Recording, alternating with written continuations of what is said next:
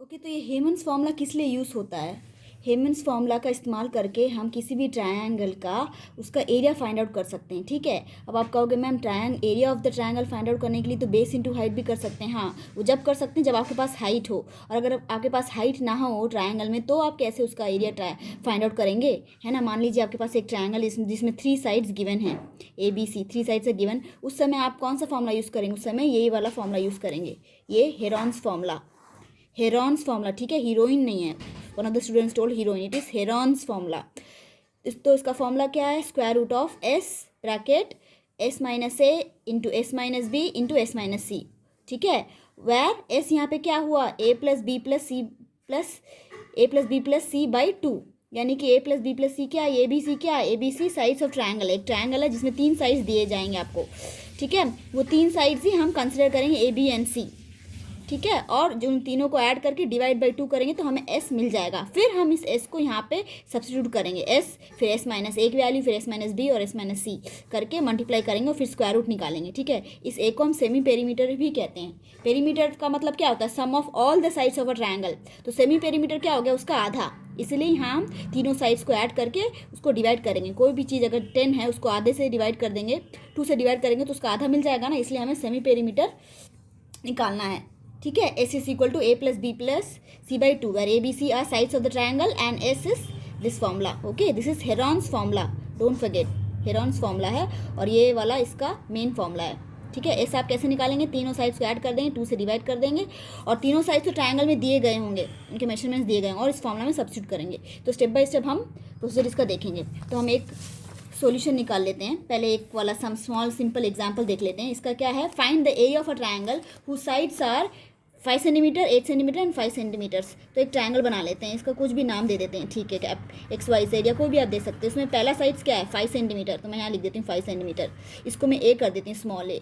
दूसरा 8 सेंटीमीटर, तो B is equal to 8 centimetre कर देती हूँ। तीसरा side C, so C is equal to 5 centimetre. ठीक है, तो मेरा ए क्या हो गया? 5 सेंटीमीटर, बी हो गया मेरा 8 सेंटीमीटर और सी हो गया मेरा 5 सेंटीमीटर। ओके, ठीक है, ये नोट कर लेना है अपन को। ठीक है, और फिर उसके बाद हमें फॉर्मूला डालना है। हेरॉन्स का फॉर्मूला क्या है? एरिया इज इक्वल टू, क्योंकि सवाल क्या है? Find the area of triangle जब 3 साइड्स आपको दिए गए हैं। 3 साइड्स हैं 5, 8 और 5 सेंटीमीटर। तो उस समय हम क्या करेंगे? ये वाला फॉर्मूला डालेंगे, square root of S into S minus है। ये फॉर्मूला आपको बाय हार्ट करना पड़ेगा। कुछ नहीं, आपको एस पता चल जाए तो इस एस के साथ आप तीनों को सबट्रैक्ट करके मल्टीप्लाई करेंगे, ऐसे याद रख लेना। और जहाँ पे एस का पता हम कैसे निकालेंगे? तीनों साइज जो हमें दिए गए ना सवाल में, उन तीनों को ऐड करके 2 से डिवाइड कर देंगे तो हमें एस मिल जाएगा। ठीक है, ये 2 फॉर्मूला अगर आप ऐसे लिख देंगे तो इनके 2-2 मार्क्स आपको मिल जाएंगे, एग्जाम में लिख देना। ठीक है, ओके, तो अब हमें क्या करना है? तो हमें ये फॉर्मूला में एस डालना। उससे पहले एस का तो पता लगा लें। एस क्या है? A plus B plus C by 2। ठीक है, तो ए क्या है हमारे सवाल में? ए क्या है? 5 सेंटीमीटर, प्लस बी क्या है? 8 सेंटीमीटर, प्लस सी क्या है? 5 सेंटीमीटर। तीनों को ऐड करके डिवाइड करेंगे। तो अब ऐड करिए, आप ऐड करके इसका आंसर क्या आना चाहिए बताइए?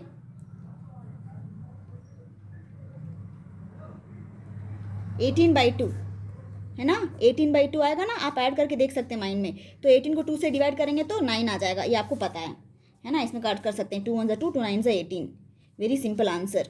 ठीक है, तो आपको 9 मिल जाएगा आपको।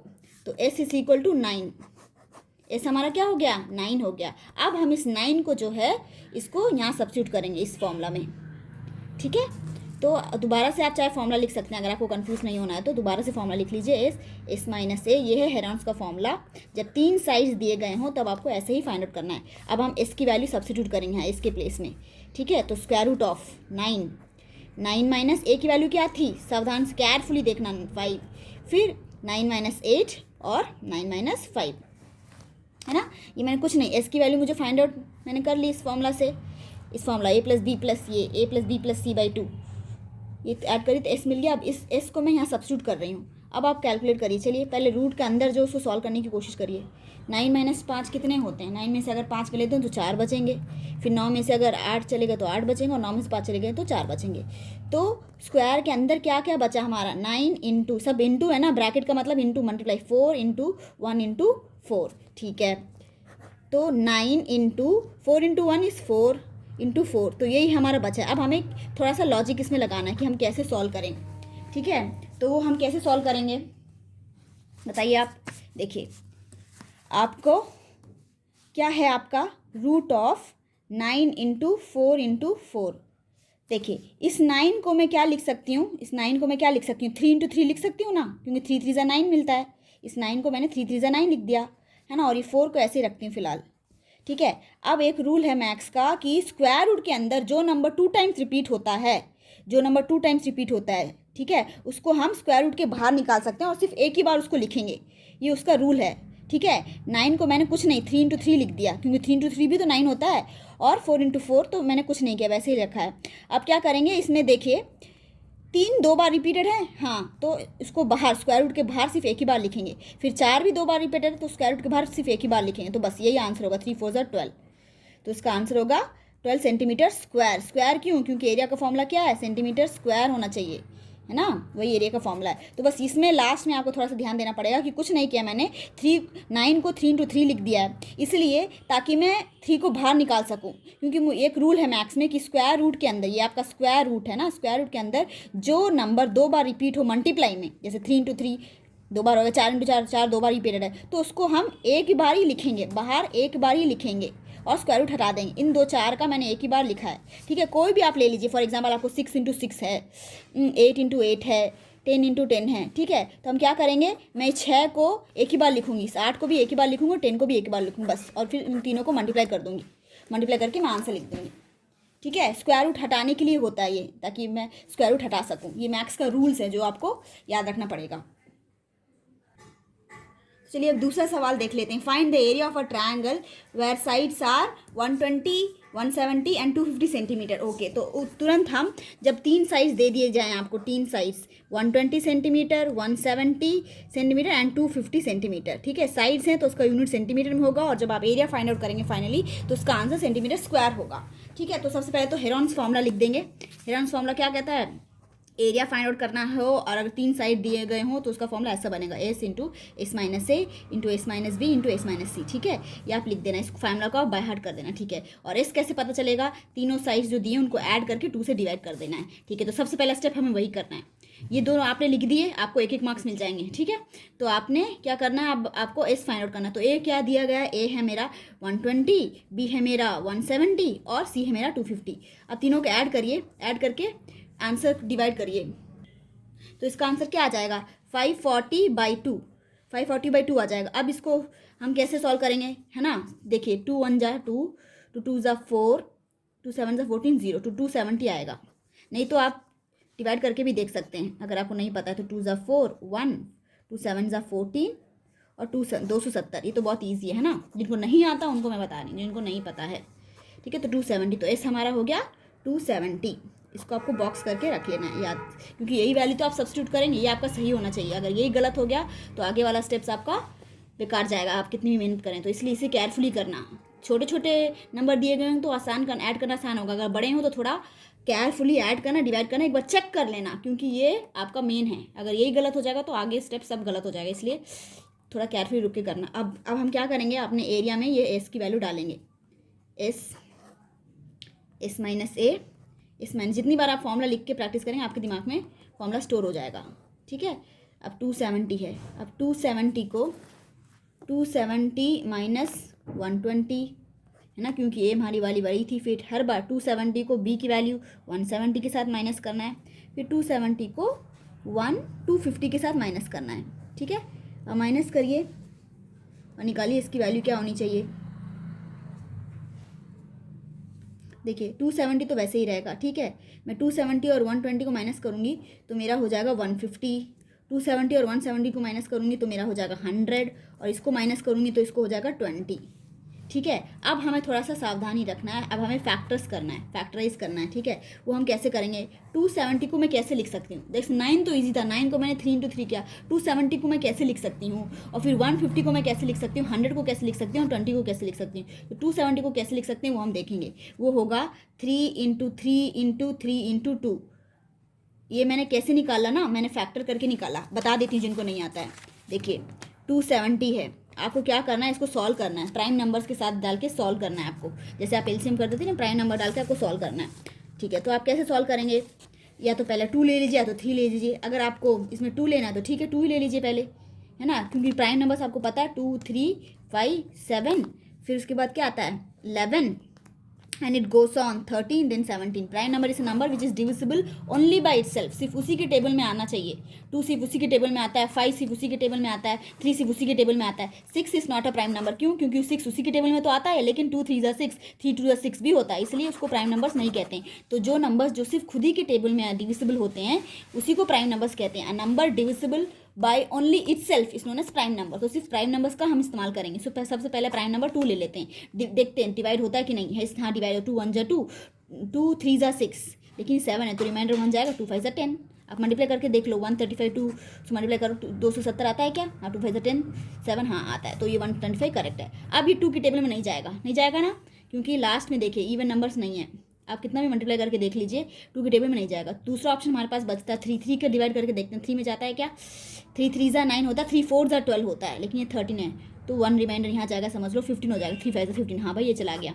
आप मल्टीप्लाई करके देख लो 3 13 करेक्ट. जिनको नहीं आता उनको मैं कह रही हूँ, जिनको आता है very good, not a problem.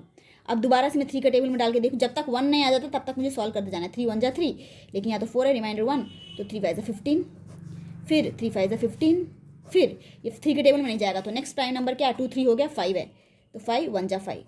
जब तक 1 नहीं आएगा, 1 आ गया स्टॉप कर सकती हैं. अब ये सारे मेरे फैक्टर्स हो जाएंगे.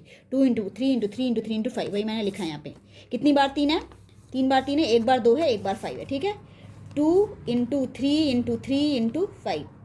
ठीक है, मल्टीप्लाई में तो मैं जब मल्टीप्लाई हो तो मैं कोई भी आगे पीछे लिख सकती हूँ. एक 3 और रह गया है ना, तो 2 इंटू 3 इंटू 3 इंटू 3, यानी कि एक बार 2 है, 3 बार 3 है और एक बार 5 है. 3 बार 3 है, एक बार 2 है, एक बार 5 है. ठीक है, ये तो हो गया. ऐसा ही 150 का निकालो आप. चलो 150 का कैसे निकालोगे? रफ कॉलम में, ये सब रफ कॉलम में आप करना. अगर आप इंटेलिजेंट हो तो माइंड में भी कर सकते हैं. अब 2 मैं क्या करूँ, 150 को निकालूँ तो 150 को पहले 2 से इस्तेमाल करूँगी. 2 7 जा 14, 2 5 जा 10, फिर 2 के टेबल में नहीं जाएगा. 3 का देखती हूँ, 3 2 जा 6, 3 5 जा 15, हाँ चला गया. ये 5 5 जा 25, 5 1 जा 5. 1 जब तक नहीं आया तब तक स्टॉप कर देना है. अब इसके फैक्टर्स हैं 2 इंटू 3 इंटू 5 इंटू 5. ठीक है, क्या क्या फैक्टर्स हैं? क्या क्या फैक्टर्स है 150 के? 2 इंटू 3 इंटू 5 इंटू 5, यानी कि 2 बार 5 है, एक बार 2 है, एक बार 3 है, तो 2 इंटू 3 इंटू 5 इंटू 5. ऐसे ही मुझे 100 का भी निकालना है. चलिए आप निकालिए, कोशिश करिए 100 का. 100 का कैसे निकालेंगे, यहाँ रफ में करके देखते हैं.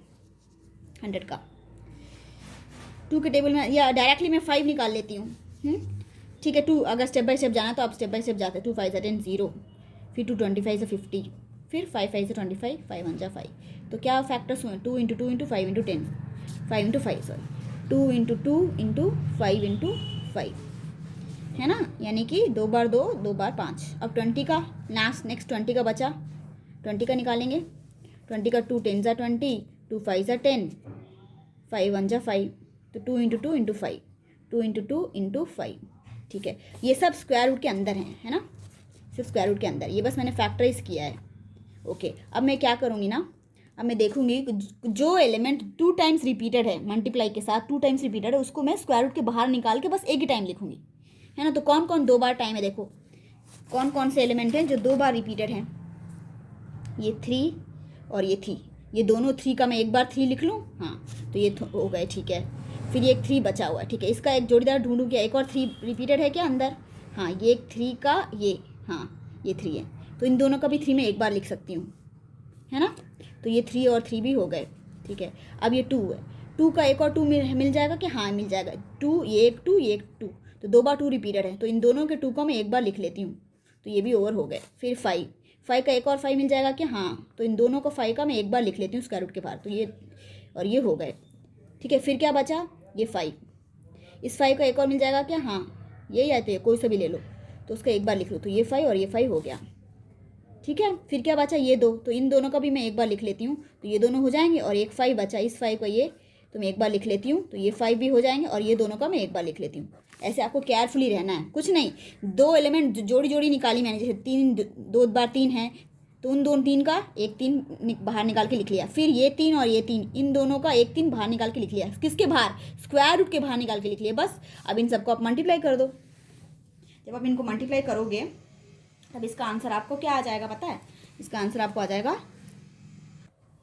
तो जब आप मल्टीप्लाई करोगे तो इसका आंसर आएगा आपको 9000 सेंटीमीटर स्क्वायर। क्योंकि आपके सभी यूनिट्स सेंटीमीटर में दिए थे, इसलिए आपको आंसर भी सेंटीमीटर में लिखना है। ठीक है, तो बस यहाँ पे आपको थोड़ा सा केयरफुल रहना होगा, इसके फैक्टर्स निकाल लेना। ठीक है, जैसे आप एलसीएम निकालते हो ऐसे इसके फैक्टर्स निकाल देना, और केयरफुल रहना कि जो एलिमेंट 2 बार रिपीट है, जो जिसकी जोड़ी, ऐसे याद रखना, जिसकी जोड़ी, जैसे 3 की ये 3 3 एक जोड़ी हो गई है ना, ये 2 2 एक जोड़ी हो गई, तो उन जोड़ी का आप क्या करोगे, एक ही बार एलिमेंट लिखोगे बाहर और स्क्वायर रूट हट जाएगा। ठीक है, यही रूल्स है मैथ्स का, याद रखना। अगर स्क्वायर रूट के अंदर कोई भी एलिमेंट हो, स्क्वायर रूट के अंदर चाहे वो बड़ा सा बड़ा नंबर की हो, अगर ऐसे भी हो तो आप क्या कर सकते हैं ना, स्क्वायर रूट हटाने के लिए इसको बस एक ही बार लिख सकते हैं, बस दैट्स इट। इतना आप याद रखना। अगर हाँ 3 बार हो तो नहीं लिख सकते। अब इन दोनों का तो एक बार 16 लिख दिया, तो ये 16 ये स्क्वायर रूट के अंदर आएगा, इसको हम नहीं निकाल सकते, ये याद रखना। फॉर एग्जाम्पल आपका ऐसे है, चलिए सिंपल सा मैं लिख के बताती हूँ, ऐसे है। ठीक है, स्क्वायर रूट, तो इन 2 जोड़ी का तो मैंने स्क्वायर रूट हटाया और एक बार 2 लिख दिया उसके।